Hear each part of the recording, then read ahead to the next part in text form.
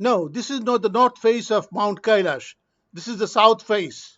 The south face features a distinct spine-like line running from the summit to the base.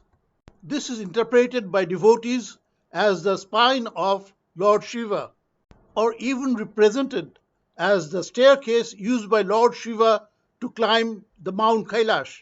I went to Mount Kailash and Mansarovar about 15 years ago along with two of my school friends. It was indeed a fascinating journey. I had been to Kathmandu several times before this trip, and it was a wonderful city, but now changed a lot.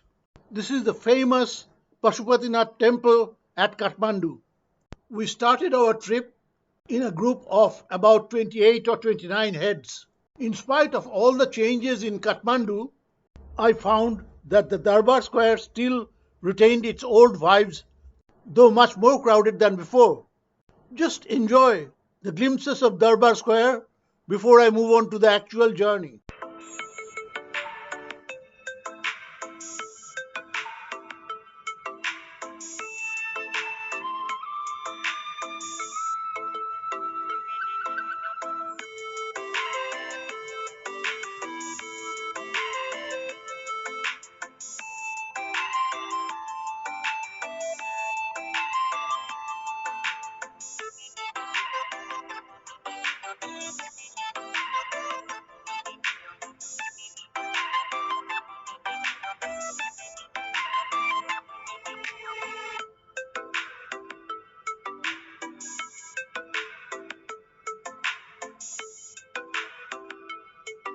From Kathmandu, we reached the border of Nepal and China to cross the friendship bridge made by China and enter China after immigration.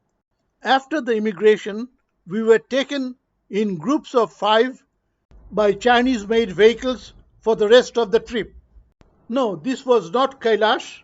I didn't know the name of this hill. There was a Tibetan monastery on top of this hill. The most fascinating part of this hill was the sunset behind the hill. This was very close to Mansarovar. We were very lucky to get a wonderful view of the south face of Mount Kailash across Mansarovar. Mount Kailash is significant and sacred in Hinduism, Buddhism, Jainism, and Bon religion of Tibet.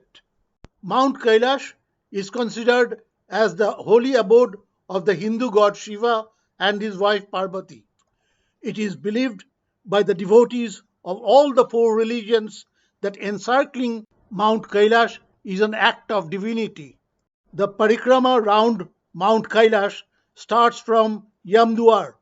The Yamduar, or the Gate of Yama, is a very significant site in Hinduism. From Yamduar, one can get the last glimpse of the south face of Kailash.